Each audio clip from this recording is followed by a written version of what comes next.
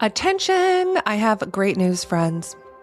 You, in fact, don't need to have a perfect life to be a great coach, and you can actually start coaching no matter how much you've been through, no matter what messy middle parts of your life there have been. If you have the will to help people, if you have the desire to change people's lives, if you have the desire to use your story for good, to turn any type of pain into purpose or struggle into success, you are in the exact right place.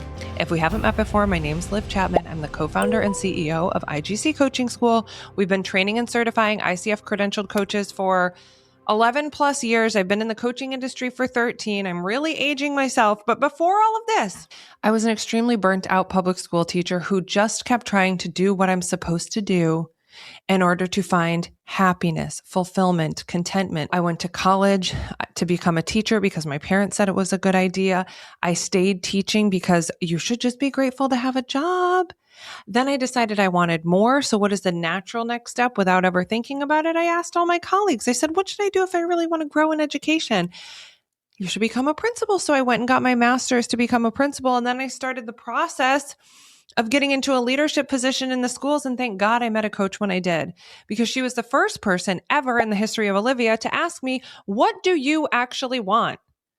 And I was like, not this, not this.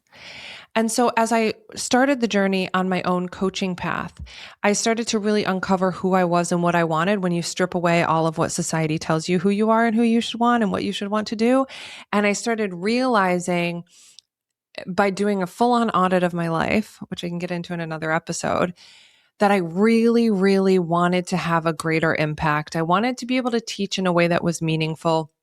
I wanted to be able to be inspiring and use stories and use real life to help people actually change their lives. And I was so burnt out and felt so broken and like I had wasted my time. I had wasted my degree. I had wasted my money on all this education that I no longer needed. But instead of staying in that place, I decided to pursue coaching and I decided to pursue using my talents and my education. What a privilege to be able to do what you want to do. I know that as a factor here, but I also want to tell you how you can use the privilege that you may have from overcoming, from getting through things, from being dealt a really sometimes crappy hand and deciding that you're going to do something with the cards you were dealt.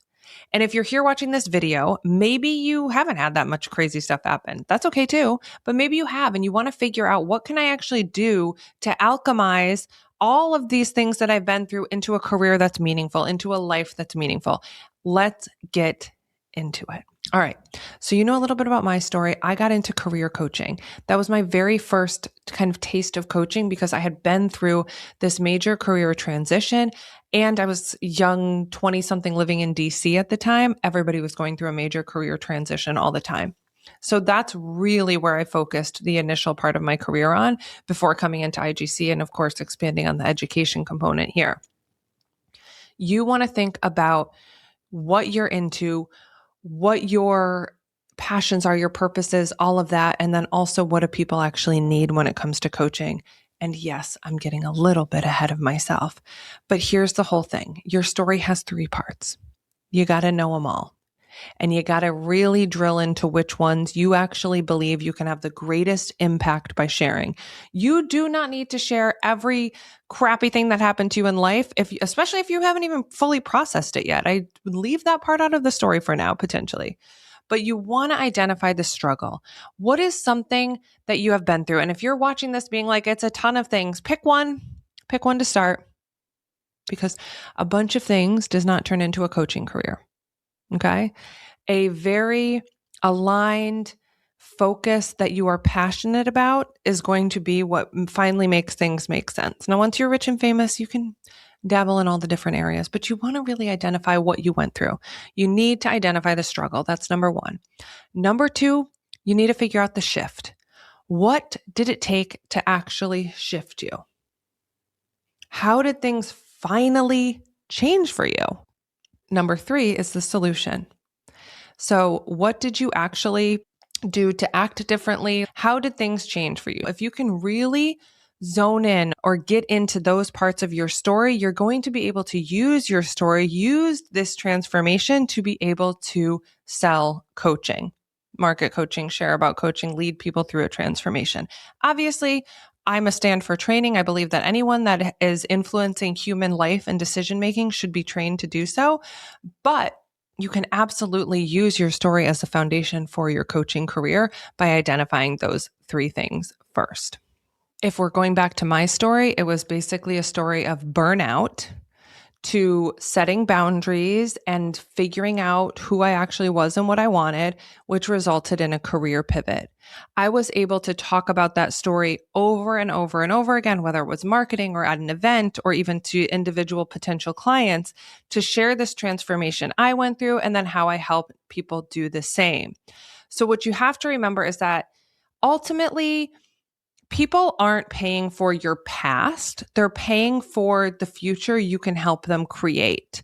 So while all of these stories in your past matters, we really want to extract the ones where you have gotten to a solution where you're currently embodying the change that you want to help other people with. All right. So think about that for yourself, because this is really what, and I've talked about this so many times on this channel, this is where your niche comes in. What is this thing? What is this problem that you can help people solve?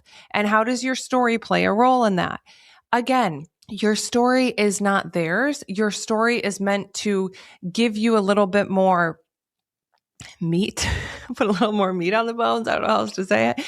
It's meant to give you a little vavoom, but it's ultimately up to you to explain that because you were able to do this, you can also help other people and guide them through the service of coaching to be able to create a career pivot or to adapt a healthier lifestyle or find the love of their life or create a 7-figure business or nail their next job interview or be a better parent, become a more patient person, regulate your nervous system, whatever that solution is.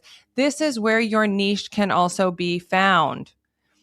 In other videos, I've talked about my niche Venn diagram, your purpose, your passions, your personal and professional experience, plus what people are willing to pay for, a problem people are willing to pay to have solved. And they're in the middle. If you know a Venn diagram, your niche is right there in the middle.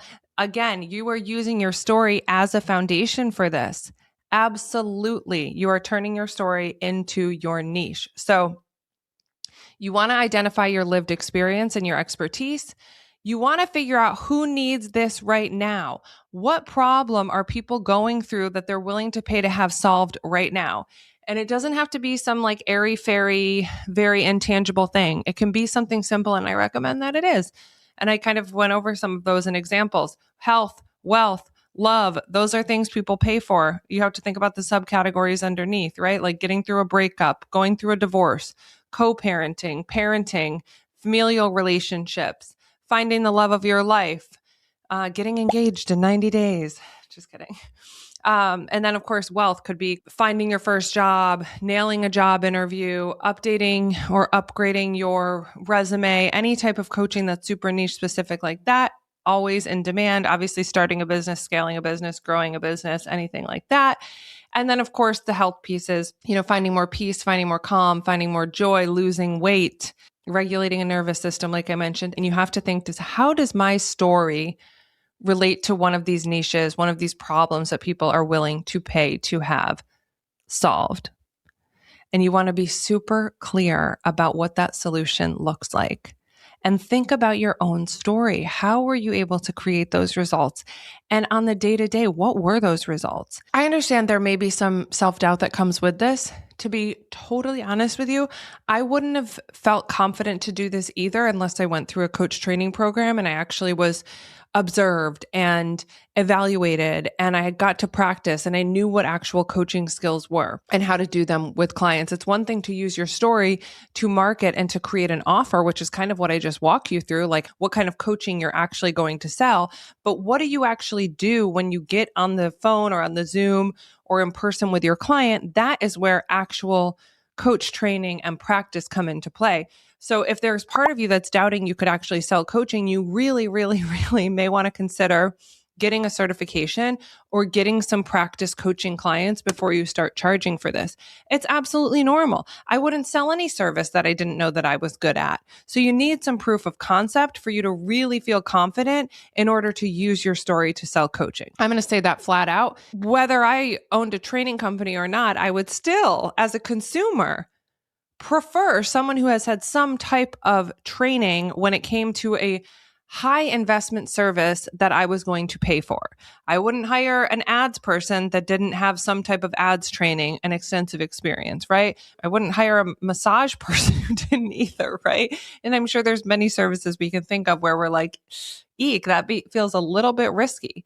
And if you really want to charge premium rates for your coaching, a credential can also back that up. So that's really what makes coaching also go from a hobby to a career. You need to have some type of experiences or credentials or certification to have that weight and to be able to charge what your service is worth. Notice I did not say what you're worth, because your worth is infinite. But the value of coaching right now in North America averages around $297 per session for a trained and credentialed coach. We suggest coaches start around $150 a session if they're in training. But if you really want to start professionally as a coach, you're going to use your story. That is going to be your jump off point. You're going to get trained, you're going to get certified, and you're going to be certain that the transformation that you experienced for yourself can also be recreated with your future clients by being a really, really excellent coach. So I hope this was helpful. If you have a bunch of different stories and you're trying to figure out which one might be the best to hone in on, feel free to leave a comment. I love to kind of workshop and brainstorm around your business ideas. So leave a comment below. Be sure to subscribe to this channel, and we will be back soon with another video about life coaching and how to just be the best coach in the whole world. Talk soon.